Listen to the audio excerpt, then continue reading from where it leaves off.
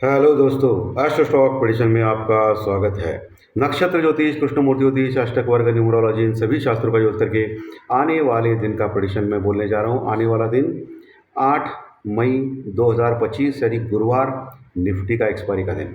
इस दिन as per financial astrology क्या हो सकता है, ये जानने की कोशिश करेंगे। ओम श्री गणेशाय नमः। चैनल के डिस्क्रिप्शन बॉक्स में बिलो द टाइटल डिस्क्लेमर रखा है, उसको पढ़ी जानी एज पर डिस्क्लेमर। ये एजुकेशनल प्रोग्राम है, इसके तहत जो भी मैं बोल रहा हूँ ये मेरी पर्सनल राय है, मेरी खुद की राय है। आपके प्रॉफिट या लॉस, लाभ या हानि के लिए मैं और मेरा चैनल जिम्मेदार नहीं रहेंगे, रिस्पॉन्सिबल नहीं रहेंगे। ये प्लीज़ नोट करके रखिए। मेरा एस्ट्रो स्टॉक प्रेडिक्शन चैनल केवल और सिर्फ यूट्यूब पे ही अवेलेबल है, बाकी कहीं भी नहीं। ये भी नोट करके रखिए। और किसी भी इन्वेस्टमेंट या ट्रेडिंग के पहले शेयर मार्केट में आप किसी अच्छे फाइनेंशियल एडवाइजर से कंसल्ट कर सकते हो, एडवाइस ले सकते हो, ताकि आपको लॉस ना हो। चलिए दोस्तों, शुरू करेंगे। दोस्तों, भारत का हमला भी हो गया, अटैक भी हो गया पाकिस्तान के ऊपर। अंदर घुस के भारत ने यानी हमने टेररिस्ट कैंप भी उड़ा दिया। उसके बाद अभी तक तो कुछ नहीं हुआ है। जो छोटा मोटा चीज़ हो रहा है उतना ही, बाकी कुछ बड़ा नहीं हुआ है। लेकिन इंडिया वीक्स यानी वर्ल्ड इंडेक्स यानी डर का इंडेक्स क्या बोल रहा है? डर का इंडेक्स हल्का सा बढ़ा है, यानी लिमिट में है। नीचे भी नहीं गया, ऊपर भी नहीं गया, तो द्विधा मनस्थिति में है डर का इंडेक्स। यानी अभी भी मन में लोगों के डर है। 19 के आसपास है दोस्तों इंडिया विक्स यानी डर का इंडेक्स। अभी भी मार्केट में बड़ी मूवमेंट आ सकती है, ऐसा लोगों का मानना है। इंडिया विक्स के ऊपर तो दिखता है। डॉलर इंडेक्स अभी भी 100 के नीचे है अमेरिका का। और 10 साल की बॉन्ड यील्ड अमेरिका की 4.30 के पास है। ये क्या सजेस्ट कर रहा है? ये सजेस्ट कर रहा है कि डॉलर अभी भी वीक है रुपए के बाकी के करेंसी के मामले में। और 10 साल की बॉन्ड यील्ड जो है वो, उसका जो मूवमेंट आएगा वो कल आएगा। कल क्या आएगा? कल दोस्तों फेड का रिजल्ट आएगा, रेट ऑफ इंटरेस्ट के बारे में डिसीजन आएगा। फेड के चेयरमैन पावेल अमेरिका में उनका रेट ऑफ डिसीजन डिक्लेयर करेंगे। जैसे कि आपको पता है कि जीडीपी डाटा अमेरिका का बहुत ही कम आ गया था, लेकिन जॉब्स डाटा बहुत ही स्ट्रांग आ गया था। मिक्स शेप में इकोनॉमी है अमेरिका की। और अभी जो डाउ फ्यूचर प्लस में है ना दोस्तों, वो इसलिए है कि चाइना ने अमेरिका के साथ ट्रेड वॉर ख़त्म करने की घोषणा की। यानी जो भी है सेटलमेंट वो चाइना के साथ अमेरिका का चल रहा है ट्रेड के बारे में, यानी टैक्स के बारे में, इम्पोर्ट टैक्स के बारे में। इसलिए अमेरिकन मार्केट खुश है। लेकिन बहुत ही इम्पोर्टेंट दिन है आज और कल का, जिसमें फेड अपना डिसीजन डिक्लेयर करेगा। आपको संभल के ही काम करना है कल के लिए भी। Proper stop loss, proper hedging से ही काम करना है। बशर्ते आज का दिन बहुत ही बोरिंग टाइप था। सुबह सुबह मार्केट ने 24,220 का लो लगाया था। उसके बाद मार्केट लगभग पूरे दिन, निफ्टी यानी मार्केट की बात कर रहा हूँ मैं, हमेशा मैं निफ्टी यानी मार्केट की ही बात करता हूँ, लगभग पूरे दिन माइनस में ही था। और थोड़ा बहुत पॉजिटिव हो गया, वो भी 30-40 पॉइंट पॉजिटिव हो गया, बाद में फिर नीचे आ गया लगभग पूरे दिन। और आखिर में क्लोजिंग जो थी, एडजस्टेड क्लोजिंग, वो फ्लैट टू पॉजिटिव रही निफ्टी यानी मार्केट की। लगभग 34 पॉइंट यानी 34 पॉइंट प्लस में क्लोज हो गया निफ्टी 24,424 के पास। यानी 24,000 आप अप्रॉक्सीमेटली कहेंगे तो 420 के आसपास, 415 420 के आसपास क्लोज हो गया निफ्टी दोस्तों। और वही बैंक निफ्टी क्लोज हो गया 54,610 के पास, 54,610 के पास। बैंक निफ्टी स्ट्रांग था, 340 पॉइंट यानी 340 पॉइंट प्लस में था एचडीएफसी बैंक, आईसीआईसीआई बैंक की वजह से। और कल पिछले 2 दिन से बैंक निफ्टी खराब था, लेकिन आज बैंक निफ्टी ने परफॉर्म किया दोस्तों। दोनों का पुट कॉल रेशो, यानी निफ्टी का पुट कॉल रेशो और बैंक निफ्टी का पुट कॉल रेशो 0.8385 के पास ही है दोस्तों, यानी 1 के नीचे है। पुट कॉल रेशो का भी जो इंडिकेट करता है ना दोस्तों, वो भी आपको मैं समझाता हूँ, क्योंकि ये एजुकेशनल चैनल है, मैं आपको सिखाता हूँ हमेशा। आप देख सकते हो पिछले 5 सालों से ये चैनल चालू है। नंबर 1 चैनल है पूरे फाइनेंशियल एस्ट्रोलॉजी में, जिसके 1,24,000 सब्सक्राइबर है, 1,24,000। तो पुट कॉल रेशो जब 1 के नीचे होता है ना, तब मार्केट बेरिश होने का चांसेस ज़्यादा होता है, यानी मंदा होता है। 1 के ऊपर मार्केट बुलिश हो जाता है। तो अभी पुट कॉल रेशो अभी भी 0.8085 के पास ही है दोस्तों, 85 के पास है निफ्टी बैंक निफ्टी का, लगभग 0.85 से 0.90 के पास है। अभी भी मार्केट में डर बैठा हुआ है। इंडिया विक्स का मैंने बोल दिया, पुट कॉल रेशो का भी बोल दिया, ये आपको देखना है। बाकी फॉरेन इन्वेस्टर्स यानी एफआई लगातार खरीद रहे हैं। आज के आंकड़े शाम 7 बजे डिक्लेयर हो जाएंगे, उसके बाद हम लोग कुछ कह पाएंगे। कल सुबह प्री मार्केट रिपोर्ट में 7 बजे मैं उसके बारे में डिस्कशन करूंगा। तो एफआई तो कंटिन्यूस बाइंग में है दोस्तों। आप देख सकते हो पिछले 14 सेशन में, लगभग 13-14 सेशन में एफआई ने कंटिन्यूस बाइंग की है। इतने इंडिया और पाकिस्तान के वॉर टेंशन में भी एफआई ने बाइंग की है। अभी तो ये टेंशन भी थोड़ा बहुत निकल गया है। तो आज एफआई क्या करेगा, इसके ऊपर भी मार्केट की दशा और दिशा कल तय होने वाली है। तो इसके ऊपर भी आपको ध्यान रखना है दोस्तों। सो ये चीज़ें जो छोटी छोटी होती है ना, वो सबसे इम्पोर्टेंट होती है। Crude oil, Brent crude oil पिछले 2 दिन से बढ़ रहा है, $62 के आसपास पहुंचा है, जो $59 के आसपास था पिछले 3 दिन पहले। सो $62 के आसपास का यानी बढ़ रहा है ब्रेंट क्रूड ऑयल। इतना कुछ फ़र्क नहीं पड़ेगा हमको, क्योंकि ऑलरेडी हमको अभी 70 के नीचे अगर ब्रेंट क्रूड ऑयल तो हमको फ़ायदा ही है, क्योंकि हम लोग लार्जेस्ट इंपोर्टर है पूरे वर्ल्ड में, तेल हमको ज़्यादा लगता है। सो ये ब्रेंट क्रूड ऑयल भी अच्छा खासा है। एशियन मार्केट आज सुबह फ्लैट टू पॉजिटिव थे, क्योंकि सुबह सुबह ही जो न्यूज़ आ गई कि हमने यानी इंडिया ने पाकिस्तान के ऊपर हमला किया है, टेररिस्ट कैंप के ऊपर हमला किया है पाकिस्तान में जो स्थित है। तो इसके लिए आज एशियन मार्केट थोड़ा नर्वस था, फ्लैट टू पॉजिटिव क्लोज हो गए थे। वही दोपहर में यूरोपियन मार्केट भी नर्वस थे, फ्लैट टू माइनस क्लोज हो गए। सिर्फ डाउ फ्यूचर जो चाइना और अमेरिका के बीच में जो ट्रेड डील का जो सेटलमेंट होने जा रहा है, उसके लिए डाउ फ्यूचर 200-250 पॉइंट प्लस में था, अभी 150 पॉइंट प्लस में है दोस्तों। और आज रात का सेशन और कल का इम्पोर्टेंट है अमेरिका में, क्योंकि फेड अपना डिसीजन डिक्लेयर करेगा। तो इसके ऊपर भी आपको ध्यान रखना है दोस्तों, ठीक है। बाकी सबसे इम्पॉर्टेंट चीज़, कौन से लेवल्स इम्पॉर्टेंट है निफ्टी और बैंक निफ्टी में कल के लिए।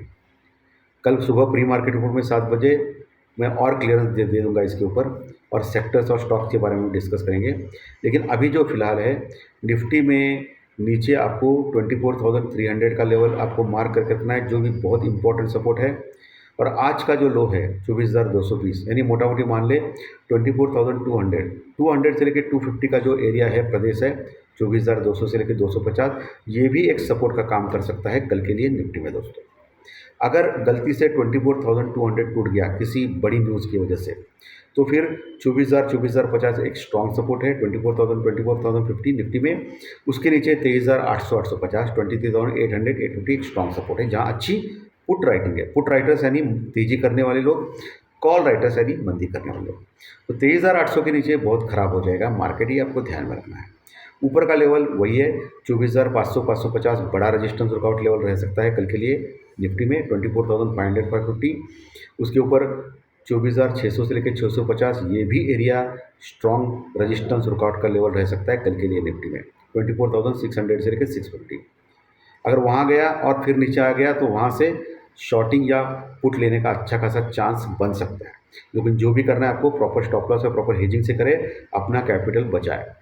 और ऊपर का लेवल सबसे बड़ा रजिस्टेंस वर्कआउट लेवल रह सकता है निफ्टी में 24,800 850 24,800 जो रॉक बॉटम्स रजिस्टेंस वर्कआउट है। इतना आसान नहीं रहेगा 24,800 850 को तोड़ने के लिए, जब तक ये मामला ठंडा नहीं होता है तब तक।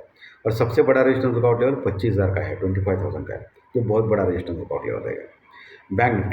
बैंक निफ्टी आज अच्छा खासा प्लस में क्लोज हो गया, 340 पॉइंट प्लस में 54,610, 54,610 के आसपास क्लोज हो गया।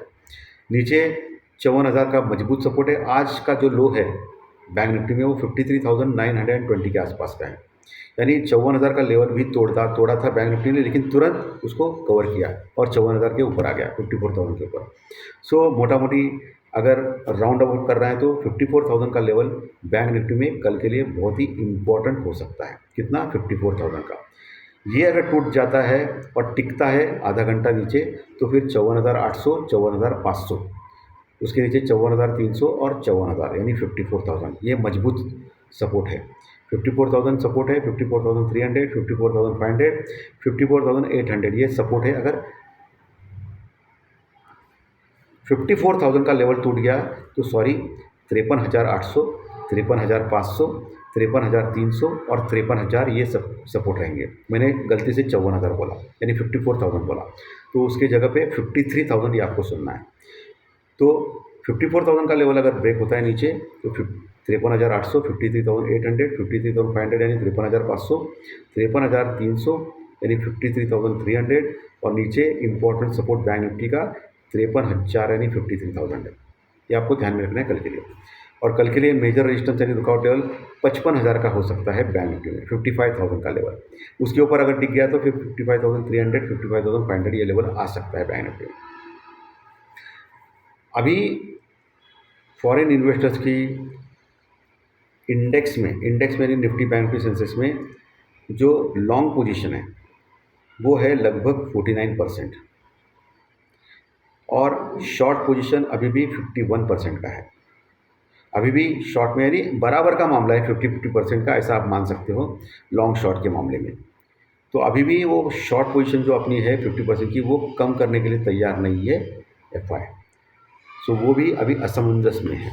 सो आपको इस चीज़ का भी ख्याल रखना है। कल निफ्टी का एक्सपायरी है और हमेशा देखा जाता है कि एक्सपायरी के दिन, सेंसेक्स का एक्सपायरी मंगलवार और निफ्टी के एक्सपायरी के दिन मार्केट टाइम पास करता है एक छोटी रेंज में। तो हो सकता है कॉल और पुट ऑप्शंस के प्रीमियम घट जाए और जो इंडिया वीक जो 19 के पास दिख रहा है उसको 15, 16 के 17 के पास लेके आए ये लोग, हो सकता है मार्केट में। सो कल थोड़ा सा बोरिंग टाइप का मार्केट हो सकता है, लेकिन अगर कोई बड़ी न्यूज़ आ गई तो मार्केट में बड़ा तांडव भी आ सकता है। कोई न्यूज़ के सामने कोई टेक्निकल डाटा की कोई औकात नहीं होती है, हमेशा मैं बोलता हूँ। न्यूज़ आ गई तो फाड़ करके नीचे, ऊपर या नीचे मार्केट जोरों से जाता है, ये आपको ध्यान में रखना है। चलिए अभी ज्योतिष शास्त्र प्रेडिक्शन के ऊपर आते हैं। फाइनेंशियल एस्ट्रोलॉजी, नक्षत्र ज्योतिष, कृष्णमूर्ति ज्योतिष के ऊपर आधारित इस प्रेडिक्शन में मैं आपका स्वागत करता हूँ। सुबह 9 बजे एज पर कृष्णमूर्ति ज्योतिष चार्ट, केपी चार्ट, मिथुन लग्न की कुंडली है और चंद्रमा दिखेंगे आपको कन्या राशि में, यानी कन्या राशि में अभी अभी आए हैं। एक राशि का 30 डिग्री का प्रदेश होता है, 30 डिग्री का। सिंह राशि खत्म करके अभी कन्या राशि में पहुंच गए, 4-5 डिग्री के आसपास चंद्रमा। यहाँ केतुदेव के साथ उनकी युति हो रही है, यानी चंद्र केतु की युति है। और मीन राशि से राहुदेव अपनी पूरी दृष्टि चंद्रमा के ऊपर डाल रहे हैं, ये खराब है। प्लस शनिदेव भी अपनी पूरी दृष्टि चंद्रमा के ऊपर डाल रहे हैं। लेकिन एक अच्छी बात है, बृहस्पति गुरु जो वृषभ राशि में स्थित है वो अपनी नवपंचम दृष्टि यानी पूरी दृष्टि चंद्रमा के ऊपर डाल रहे हैं, ये अच्छी बात है। नक्षत्र सबलॉर्ड यानी उपनक्षत्र स्वामी एज पर केपी चार्ट, उसके योग नक्षत्र और चंद्रमा के साथ देखने के बाद, अन्य कुंडली में, नवमांश कुंडली में देखने के बाद, अष्टक वर्ग के पॉइंट कैलकुलेट करने के बाद मैं इस निष्कर्ष पे आया हूँ कि कल का दिन मार्केट के लिए निगेटिव या मंदा रह सकता है। निगेटिविटी या मंदापन ज़्यादा रह सकता है मार्केट में, ऐसा मेरा अनुमान है, प्रेडिक्शन है कल के लिए दोस्तों। चलिए अभी चंद्र राशि के अनुसार आपका कल का दिन और टाइमिंग के बारे में एस्ट्रो टेक्निकल टाइम भी मैं दे रहा हूँ आपको। एस्ट्रो टेक्निकल टाइम है सुबह 10 बजे के आसपास का, सुबह 10 से 10:30 बजे के आसपास का टाइम आपको वॉच करना है कल के लिए। उस टाइम पे प्लस माइनस 15-20 मिनट किसी एक और मार्केट मूवमेंट दे सकता है, उस ओर जाने के बाद आपको फ़ायदा होने के चांसेस ज़्यादा है। लेकिन जो भी आपको ट्रेडिंग या इन्वेस्टमेंट करना है, आपके फाइनेंशियल एडवाइजर से कंसल्ट करके करें ताकि आपको लॉस ना हो। चलिए चंद्र राशि के अनुसार आपका कल का दिन कैसा जा सकता है इसके बारे में डिस्कस करिए दोस्तों। जिनकी चंद्र राशि मेष राशि है उनको खराब जा सकता है। वृषभ को अच्छा, मिथुन को मिक्स, कर्क को अच्छा, सिंह को मिक्स, कन्या को अच्छा, तुला को मिक्स, वृश्चिक को खराब, धनु को खराब, मकर राशि को अच्छा, कुंभ राशि को अच्छा और मीन राशि को खराब जा सकता है। ये मैक्सिमम 80% सही मानना है, क्योंकि आपकी खुद की जन्म कुंडली इंपॉर्टेंट होती है। चलिए अभी अंकशास्त्र यानी न्यूमरोलॉजी यानी संख्या शास्त्र यानी आपकी डेट ऑफ बर्थ, आपकी जन्म तारीख, उसके अनुसार आपका कल का दिन कैसा जा सकता है इसके बारे में डिस्कस करेंगे दोस्तों। जिनकी डेट ऑफ बर्थ यानी जन्म तारीख 1 तारीख है, 10 तारीख है, 19 तारीख है या 28 तारीख है, उनको खराब जा सकता है। 2, 11, 20, 29 डेट वालों को भी खराब जा सकता है। 3, 12, 21, 30 डेट वालों को मिक्स जा सकता है। 4, 13, 22, 21 डेट वालों को खराब जा सकता है। 5, 14, 23 इन डेट ऑफ बर्थ वालों को अच्छा जा सकता है। जिनकी डेट ऑफ बर्थ 6 तारीख है, 15 तारीख है, 24 है, उनको भी अच्छा जा सकता है। 7, 16, 25 डेट वालों को मिक्स जा सकता है। 8, 17, 26 डेट वालों को अच्छा जा सकता है। और जिनकी डेट ऑफ बर्थ 9, 18, 27 ये डेट से उनको खराब जा सकता है। जा सकता है दोस्तों, जाने वाला, ऐसी कोई भी गारंटी चल के ऊपर नहीं मिलती है। अपने आप के ऊपर, खुद के परिश्रम के ऊपर, खुद के टैलेंट के ऊपर यकीन करें और हमेशा ये ध्यान में रखिए कि टेक्निकल डाटा का कार्यक्रम हो या ज्योतिष शास्त्र प्रेडिक्शन कार्यक्रम हो, ये दिशा दर्शक शास्त्र है, इसका यूज़ करके आपको आगे बढ़ना है। ऐसा कतई नहीं कि ये 100% हमेशा सही हो। तो धन्यवाद दोस्तों, आज का विशेषण अच्छा लगा तो लाइक दबाइए, कमेंट बॉक्स में कमेंट लिखिए और जो नए दर्शक पहली बार चैनल देख रहे हैं वो सब्सक्राइब बटन जरूर दबाएं ताकि आपको आने वाले सभी वीडियो इसी चैनल के ऊपर सिर्फ और सिर्फ यूट्यूब के ऊपर जरूर देखने को मिले। धन्यवाद, फिर मिलेंगे कल सुबह प्री मार्केट रिपोर्ट में 7 बजे। Thank you very much.